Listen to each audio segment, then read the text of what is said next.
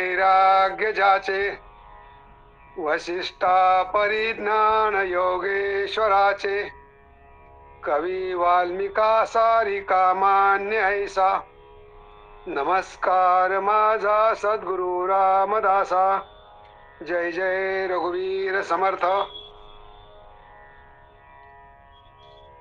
श्लोक क्रमांक आपण ज्या चिंतन पाहणार आहोत तो श्लोक क्रमांक आहे 20 आणि 21। बहु हिपुटी होई जे मायेपोटी नको रे मना यातना तेची मोठी निरोधे पंच कोंडिले गर्भवासी अधोमुख रे दुःख त्या बालकाशी।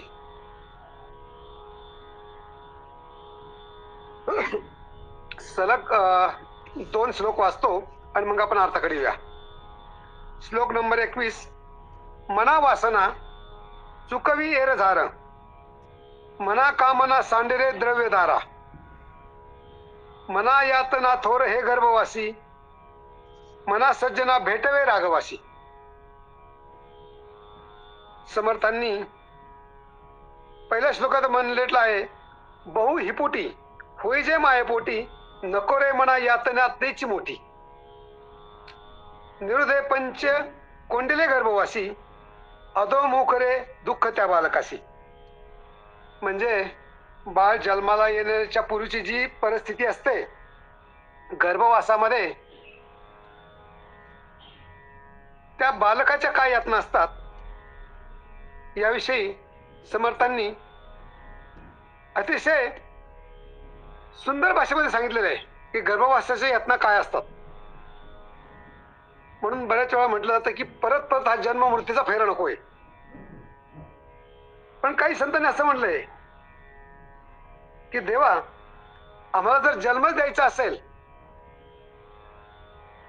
तर तो संतांच्या संध्यात संतांच्या कुटुंबामध्ये संतांच्या जवळ कुठे मिळेल असाच दे, इतर ठिकाणी जन्म नको। आणि समर्थ तर म्हणतात हा गर्भवासच आपल्याला चुकवायचा आहे, कारण का गर्भाच्या यातना ज्या असतात ना त्या महाभयंकर असतात। आता त्या गर्भाच्या यातना ज्या होतात ना त्या बालकाला ठाऊक असतात। काय होतं की गर्भवासामध्ये प्रत्येक स्त्रियांना म्हणजे मातांना काय होतं, काय शब्द आहे बरं त्याला, वासना निर्माण होतात, म्हणजे डोहाळे लागतात म्हणतात त्याला। नैसर्गिक क्रम आहे तो, डोहाळे लागतात। मग त्या डोहाळ्यामध्ये म्हणजे आपल्या जिभेचे चोचले पुरवण्यासाठी तिखट गोड आंबट खारट जे काय आपण प्राशन करतो ग्रहण करतो त्याचा त्रास या बालकाला होईल हा क्षणिक विचार आपण विसरतो आणि आपण जे काही आपल्या आवडीचं ग्रहण करतो त्याचा त्रास त्या बालकाला होत असतो।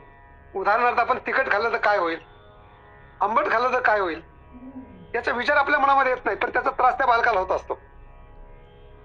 तर समज सांगतात की त्या यातनाच नकोय आम्हाला, कारण त्या बालकाला एक तर काय आहे की अतिशय अवघड परिस्थितीमध्ये त्यांनी तो आपला देह शरीर कोंडून धरलेलं असतं आणि ती यातना फार मोठी असते।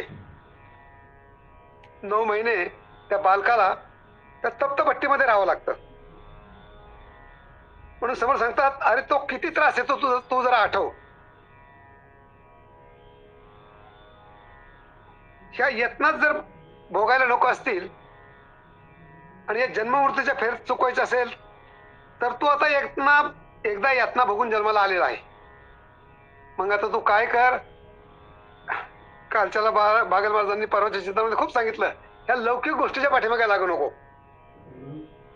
आपण काय करतोय, हे शरीर माझं आहे असं समजून आपण हे शरीराच्या पाठीमागे लागलेलो आहे। वास्तविकता आपलं शरीर हे नाहीये, प्रचंड यातना बघून आपण आलेलो आहोत। आता पुढं काय कर, मना वासना चुकवी एरझार मना का मना सांडेरे द्रव्यधारा मना यातना थोर हे गर्भवासी मना सज्जना भेटवे रागवासी। आता ह्या यातना जर चुकवायच्या असतील तर तू द्रव्यधारा कामना इच्छा आकांक्षा ज्या काय त्या सगळ्या सोडून दे काय कर, इच्छा काय करते नेहमी दुःखाला जन्म देते. एखादी इच्छा निर्माण झाली आणि ती वस्तू आपल्याला मिळाली नाही की मग दुःख होतं. म्हणून काय करायचं, इच्छा मारून टाकायच्या असतात, इच्छा घालवायच्या नाहीये. जसं संत तुकाराम महाराजांनी एका अभंगाने म्हटलेलं आहे, अवघी इच्छा वारली. वारणी म्हणजे मरण पावणे. एकदा मरण पावलेली वस्तू लगेच येत नाही ती. तशी इच्छा मारून टाकायची आपण, आणि एकदा इच्छा मारून टाकली की मग दुःख होणार नाही. या गर्भवासातल्या ज्या काही आपल्या यातना असतात त्या चुकायच्या जर असतील ना, तर आपल्याला हत्तीचे आपल्याकडे जे षडरूप आहेत, काम, क्रोध, मोह, मद, मत्सर जे आहेत ना, यांना हातभार करून टाकायचं. ते वारंवार काही साधनेमध्ये आपल्याला अडथळे निर्माण करतात, त्यांच्याकडे आपण दुर्लक्ष करायचं. आणि काय म्हटलेलं आहे, मना सज्जना भेटवे राघवाशी. आपल्या जीवामध्ये, अंतरात्म्यामध्ये त्या भगवंत परमात्म्याची तळमळ निर्माण झाली पाहिजे. आपल्या प्रपंचामध्ये सगळ्या गोष्टीची तळमळ असते, परंतु त्या भगवंताला भेटायची तळमळ नसते. संसार प्रपंचाच्या लौकिक गोष्टीसाठी मान पाहिजे, पैसा पाहिजे, संपत्ती पाहिजे. पण मला आतापर्यंत सांगा, आता आपण शिबिरमध्ये 2 दिवस होतो, 2.5 दिवस होतो, मला देव पाहिजे असं कुणीच म्हटलं नाही. का बरं? देव आल्याने काही नुकसान होणार आहे का? आपली काय अडचण होणार आहे? बरं, देवाला तुमच्या घरामध्ये जागा लागत नाही, बिछाना लागत नाही, त्याला खाण्यासाठी काही लौकिक गोष्टी लागत नाही, त्याला गोडधोड लागत नाही. तो आपल्या अंतरात्म्यामध्ये एकदा आला ना की तो शांत बसून राहतो. आपण त्याचं चिंतन करायचं, पण ते आपल्याच्याने होत नाही. आपण चिंतन न करता चिंता करतो, आणि जी चिंता करतो त्या सगळ्या नश्वर गोष्टीची करतो चिंता. सत्य तू, सत्य तू, सत्य तू. भगवान परमात्माच एकमेव सत्य आहे, आणि जे सत्य आहे त्याची चिंता करत नाही, जे मिथ्या येतं त्याची आपण चिंता करतो. मला सांगा, किती गोष्टी मिळाल्यानंतर तुमची चिंता जाईल हो? म्हणजे काय मिळाल्यावर ती चिंता संपेल?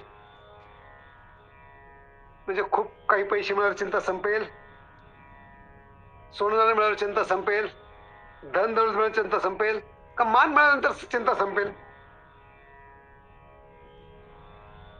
चिंतेची जी हवा आहे ना, ती आकाशापेक्षा मोठी आहे. आकाशाला अंत नाही म्हणतात. काय होतं की एक मिळाली की दुसरी गोष्ट पुढे निर्माण होते. खिशामध्ये 10 रुपये आले की 100 रुपये कधी होतील, 100 आले की 1000 रुपये कधी होतील, सायकल मिळाली की असं वाटतं मोटरसायकल कधी मिळेल, आणि मोटरसायकल असेल तर वाटतं कार कधी मिळेल, कारला वाटतं विमान. म्हणजे काय होतं की हे हनुमंतरायाच्या सेफ्टी सारखं वाढत जाते. आणि मग हनुमंतरायाने सेफ्टी कशासाठी वाढवली होती? लंकेचा विनाश करण्यासाठी सेफ्टी वाढवली होती. आणि आपली इच्छेची सेफ्टी कशासाठी वाढते? आपल्या विनाशासाठी वाढते. म्हणून काय करायचं की इच्छांना आवर घालायचा. मग इच्छाला आवर घातल्यानंतर काय करायचं की आपलं जे मन आहे ते भगवंत भेटीसाठी वळवायचंय. 2 दिवसाच्या या वर्कशॉपमध्ये, शिबिरामध्ये, कार्यशाळेमध्ये जे काही थोडं मिळत असेल त्यातून एकच गोष्ट ठेवायची की आपण काही काळ क्षणिक आपण आपल्या संसार प्रपंचाला विसरलो होतो. मला सांगा, कोणाला काहीतरी एक 10 मिनिटं तरी आपल्या संसार प्रपंचाला विसर पडला असेल का नाही? की आपण घरापासून दूर आहोत, जशी परिस्थिती तशा परिस्थितीवर आपण आहोत. म्हणजे अशीच परिस्थिती आपण कायम ठेवायची. 2 दिवस चिंतनामध्ये काही मार्गदर्शकांनी आपल्याला सांगितलं की देह नश्वर आहे, धनसंपत्ती नश्वर आहे, सत्य एक भगवंत परमात्मा आहे, आणि त्याच्या प्राप्तीसाठी आपण तळमळ करायची. आपुला तो देव एक कोणी घेवा, तेने वेळे जेव्हा सुख नव्हे. त्याच्यासारखं सुख नाहीये. ते चिरंतर टिकणार सुख आहे, पण आपण नश्वर गोष्टीच्या पाठीमागे लागलोय आणि दुःखाला कारण आहे. म्हणून समर्थ म्हणतात की तुला आहे ना ह्या राघवाच्या भेटीची तळमळ लागली पाहिजे. ह्या राघवाच्या भेटीची तळमळ लागली की मग तू काय होईल? मग तू आघवाचे सुख रकुपवशी, जन्मोजन्मीचे दुःख विसरशी. भगवंताचे चिंतन एकदा लागलं ना की मग इतर गोष्टीचं दुःखाचा विसर पडतो माणसाला, आणि हळूहळू सुखाकडे आपण मार्गक्रम करत असतो. जगात सुख नाहीये, परंतु तो मिळवण्याचा प्रयत्न करायचा आहे. पूर्ण आयुष्य जन्म आपण काय करतो, सुखासाठी धडपड करत असतो, पण भगवंतासाठी का धडपड करत नाही?